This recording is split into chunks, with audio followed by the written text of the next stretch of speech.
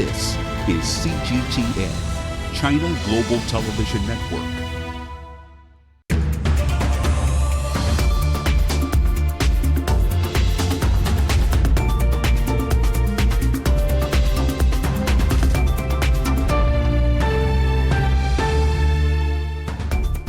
Hello and welcome to Dialogue. Negotiations to bring Iran and the United States back into the 2015 Iran nuclear deal, or JCPOA, are back in a deep freeze despite 17 months of talks and recent optimism in August.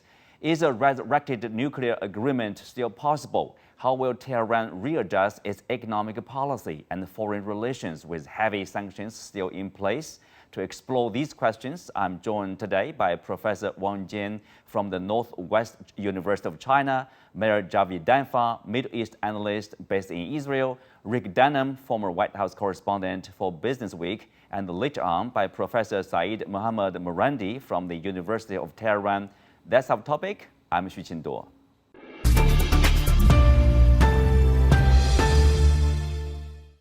Welcome to the discussion.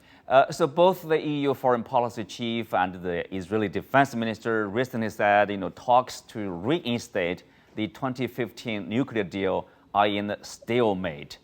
So Professor Wang Jin, I will start with you. What do we know about the so-called stalemate? Well, actually, the stalemate means that there were some problems ahead of the negotiation tables, and the very optimism or some hope that the negotiations, this round of negotiation between United States and Iran under the mediation of the European Union might came into another deadlock. So this stalemate means that the divisions between the United States and Iran are still there. On the one hand, how to bring Iran back into the mechanism of the JCPOA or the Iran nuclear deal of the 2015 is still a lot of divisions there. And on the other hand, how to bring the United States back to the JCPOA. I mean, how the United States should give up the sanctions against Iran after 2018. There were still a lot of discussions and the problems. Mm-hmm. So the problems, in short, are still there, and the divisions are still very apparent. So that's why we call it now the negotiation entered a kind of the stalemate. Stalemate, the problems remains to be resolved. So Rick, you are in Washington, D.C. For you, what was the breaking point right now? Well, the short version is that over the summer, there was a basic view that there was an agreement at hand. And before the agreement could be announced, Iran changed its conditions. It tried to tie directly to an agreement the dropping of an investigation by the International Atomic Energy Commission into possible illegal Iranian development of nuclear weaponry or nuclear isotopes before probably 2003. And Iran wanted that dropped before an agreement. The Europeans did not want to tie the two together. The other was that Iran added a demand for sanctions relief to happen before there would be an agreement. And now we're in a situation where there's a U.S. midterm election. This agreement was unpopular in the United States before Donald Trump canceled it. Joe Biden is afraid to move forward before the election because it could hurt the Democrats. So we're sort of frozen, first by Iran's actions, and secondly by Joe Biden's inaction for the next month at least. Mm-hmm. So Mayor, given what's happening right now, what's the next step? Are all the discussions simply suspended until when? Well, to be honest, I don't think either Iran or the United States of America wants to give up on these talks. The Iranians don't want to give up on these talks because it would justify further sanctions against them. The Americans don't want to give up on these talks because it could undermine President Biden, because he has already a number of crises on his desk, including what's happening with Ukraine, and this is something that he doesn't want to deal with. But despite the fact that neither side wants to say that the talks have failed, it's going to continue in its current state of suspension. the main, as my colleague rightly said in Washington, the main issue here is this. There have been 3 sites in Iran that suspected illegal activities, undeclared activities, which are deemed illegal ultimately, have taken place there. The IAEA is asking questions about these sites, and the Islamic Republic of Iran is saying no. And if this issue remains on the table, then we're not going to return to the talks. So what makes it more difficult for the United States to ignore these IAEA questions are statements from senior Iranian officials, such as Mr. Mehdi Kharazi, who is one of the foreign policy advisors to Supreme Leader of Iran, who state openly that Iran has the technology to make nuclear weapons if it decides to do so. So when the Islamic Republic openly says that it has the capability to make the nuclear weapons, that in itself is illegal, because on the NPT you cannot do that. So when you put that next to Iran's refusal to answer questions to the IAEA, I think this makes it very, very difficult for the talks to move forward. I don't think the Americans are going to show any flexibility on this issue before or after the midterm elections. And I don't think the Islamic Republic of Iran is going to do the same either, because it would be at a huge domestic cost. Mm-hmm. Well, Wang Jin, it seems like if there are reluctance, both on the Iranian side and the U.S. side, what about the Europeans? Seems like they are very keen to reach a deal, given the shortage of energy. They would love to probably bring into the market the Iranian oil and gas, so to provide some relief. And also they are very close to Iran. If there's a nuclear weapon, let's assume, and they could be affected to a large extent. Yes, the European Union's role in this mediation process is very important, because European Union on the one hand has a connection with the United States, and on the other hand, European Unions played the kind of the role that they hope to bring both sides together. And meanwhile, as you mentioned, that they have the desire, they have the driving movements behind them, because they hope to bring the Iranian oil back to the international market, so that they can fill the gap after the Russian Ukraine war there. So the driving movement, or the driving force behind the European Union over the Iran nuclear deal is very clear. But we have to know that European Union's role only could be the mediator. It cannot determine everything. So now the European Union's role seems a little bit awkward, or a little bit difficult, because they hope to bring together. But now, as the European representative, they mentioned that they have already tried, and this is now the draft that they put forward is a very, from their perspective, is a very good one. But now they cannot help both sides, Iran and the United States, to come closer. So here's the problem. The European Union has tried, but now seems that everybody now enter a new stalemate. Mm-hmm. A new stalemate. Rick, the Iranian President Raisi, in an interview on the sideline of the Shanghai Cooperation Organization, said that the U.S. sanctions must be lifted to reach a nuclear agreement, and those sanctions should be, the departure of the sanctions should be made permanent. Seems like they are seeking for a guarantee that the sanctions will not come back, like what happened probably. But obviously, that's pretty challenging for the U.S. to provide that kind of guarantee. Yes, you're right. And the United States had agreed to it under President Obama, the original deal. Donald Trump unilaterally pulled the United States out of that deal. I think Joe Biden would like to return to the deal ultimately for 2 reasons. One is because he actually believes it's a good idea to have a deal and to ease sanctions. I think he thinks it's good for the world diplomatically and economically. And the second is because when the United States gives its word, the United States should keep it. The problem is that a president does not have the power to bind all future presidents. Donald Trump, in theory, was bound by the original agreement, but he just pulled out of it. And so no one can guarantee who's going to be the next president of the United States. If Donald Trump comes back, he would pull out of this deal again. Mm-hmm. So that's a problem. Joe Biden can say, yes, the United States promises, but he can't bind future presidents. Mm-hmm. So, Meir, do you think there's a strong, lack of confidence in each other to prepare for the worst scenario? What could happen?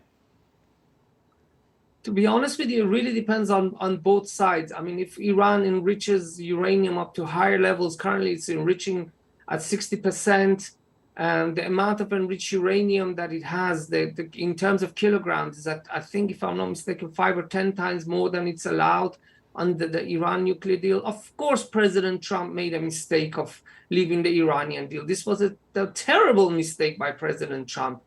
But, the Islamic Republic of Iran, after Biden came to power, and he said he wants to return to the deal, didn't make life easy for him.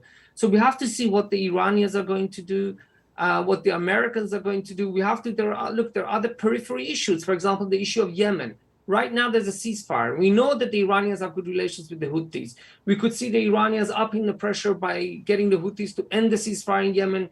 We could see tensions with Lebanon, with Hezbollah, and in Syria. So, we could see this issue actually ratcheting up tensions. And ultimately, I mean, the prospect is very small now, thankfully. We could see war, but we are away from that. But the most likely scenario that we're facing is increased tension in the Middle East and in Iran-US relations. Mm-hmm. But Meir, before you leave, you mentioned about Israel. Did Israel play a role in, say, the failure or, lobbying the U.S. probably against the deal with the Iranians? No, the Israeli government would like to think that it changed America's mind, but it didn't. We don't have as much power as we'd like to think in Washington. The Americans have their own domestic interests. And in Israel, I have to say, look, in Israel, there's divisions over many issues. We disagree over everything you can think of. But because the Islamic Republic of Iran calls for the elimination of Israel, it denies the Holocaust. It has Holocaust cartoon competitions. This is something that the people of Israel almost unanimously view as a threat.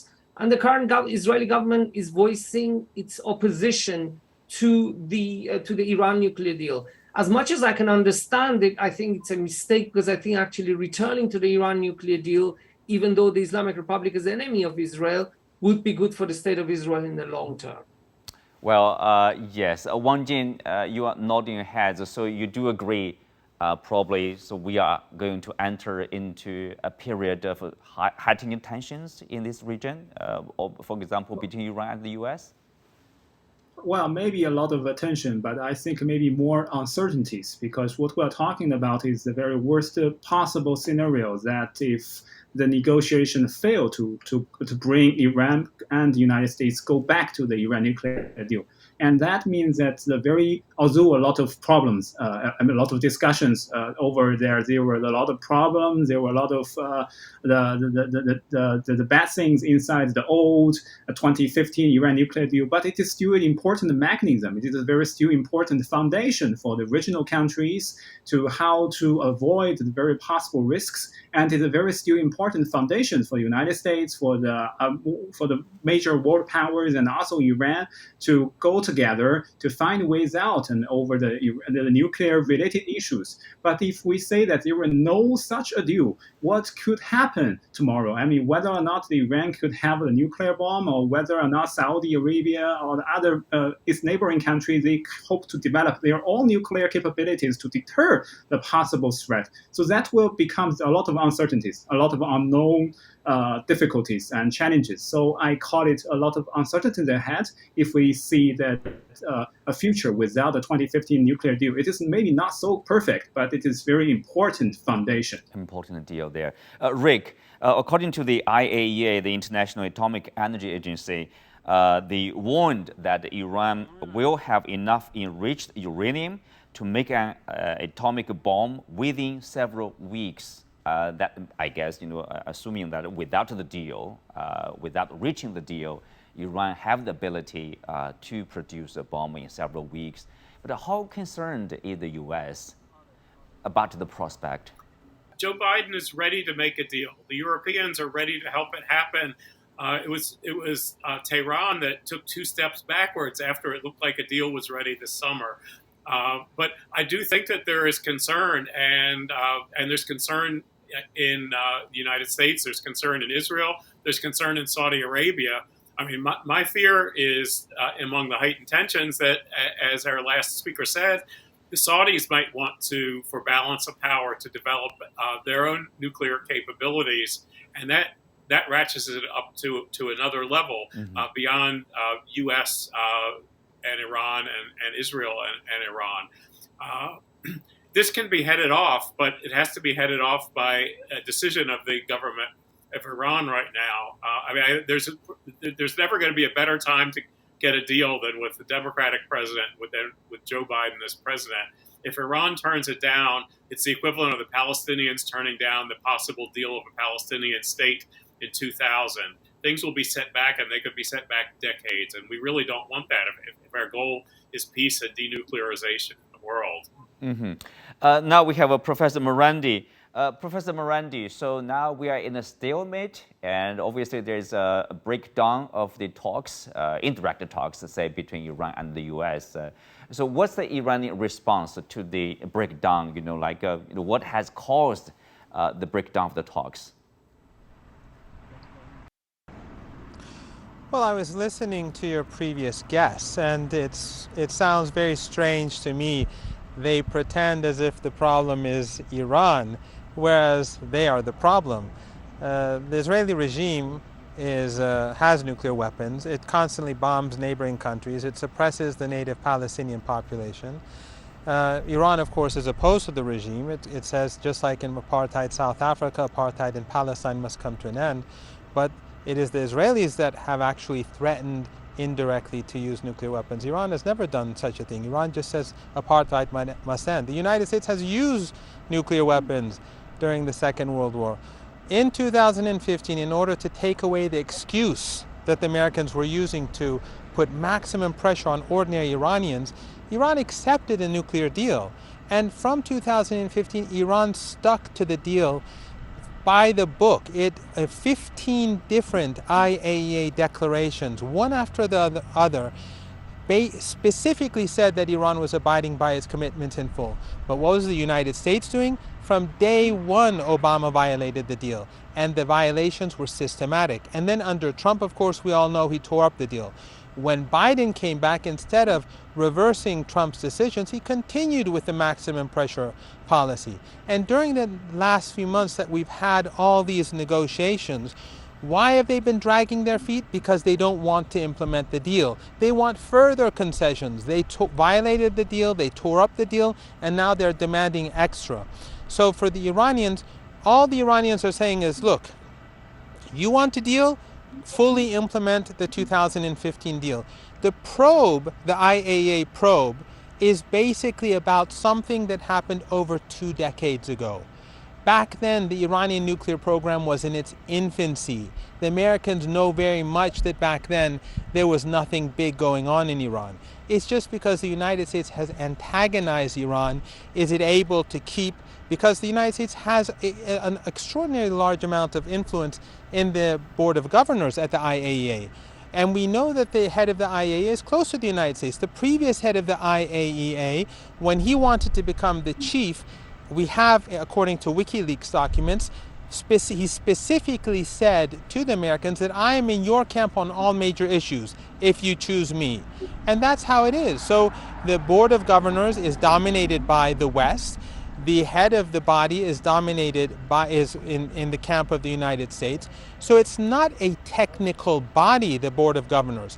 But if the IAEA's technical experts sit down with the Iranians, the issue can be easily resolved. All the Iranians are saying is that we need an airtight text so that history doesn't repeat itself. Because we saw what the United States did in 2015. We saw what they did in 2018.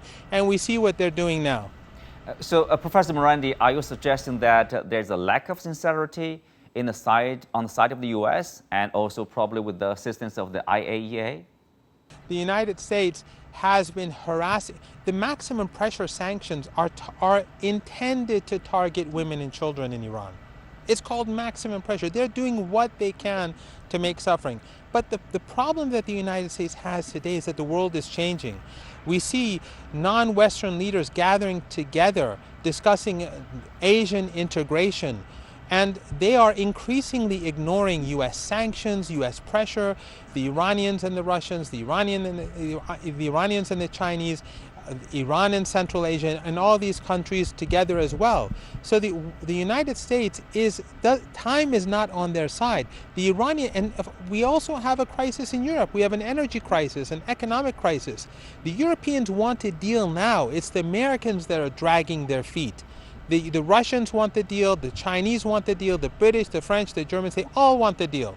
But the United States is the side that's dragging its feet because of its irrational and historical hostility towards Iran. Otherwise, the deal would have been signed long ago. Rick, you want to respond? And also, there's another question to you that is, with Iran is becoming a full member to the Shanghai Cooperation Organization, and obviously there's a very important platform for Iran to engage with other countries like Russia, China, India, Central Asian countries, and also probably their gas and oil could sell to India, China, and other Asian countries using their own currency, as Russian has been doing, let's say.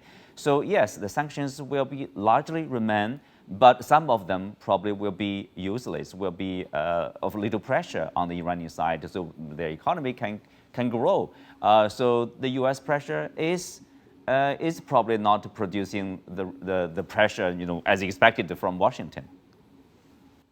Yeah, well, let's get to the SCO in a minute.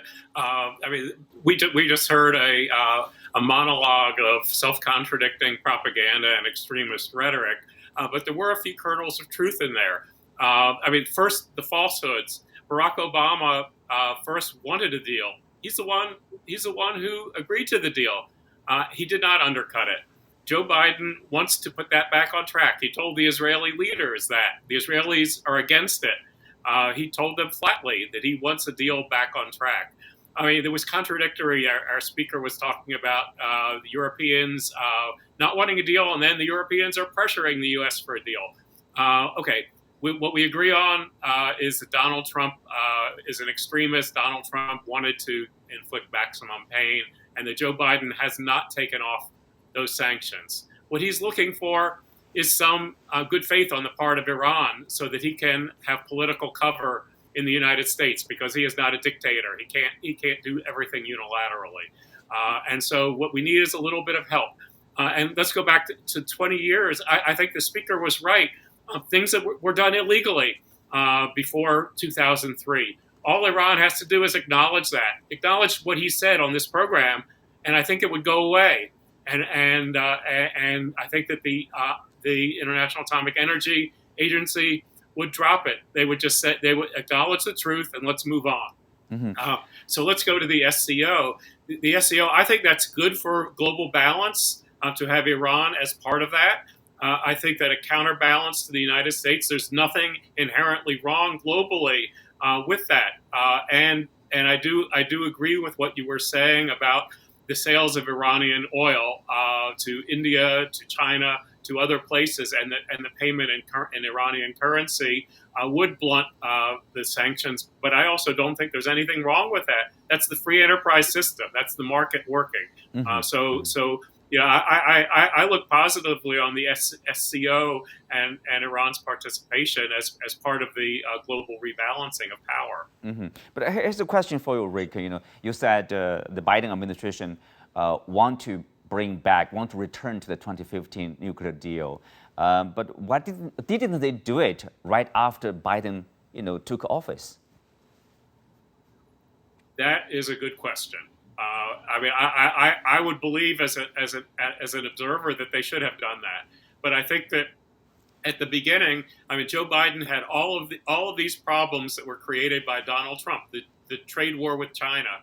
He had a long list of things, and he was afraid he only had so much political capital, and almost all the political capital he used on spending programs to help the U.S. economy to fight COVID, and he did not have the political capital left. Yes, in theory, he should have done that. And he should have just said, Donald Trump was wrong, let's move on. And with China trade the same way. But he did not have the political capital, just the reality of the checks and balances in power in the United States. Challenging situation. Professor Marandi, last question here. What's the next step from here? So we are kind of like talks are being suspended, and then there's a midterm election in the U.S. Domestic politics will have some impact on foreign policy making. So will the talks, be restarted? And in the worst scenario, what will happen? Well, first of all, I have to respond to a couple of points.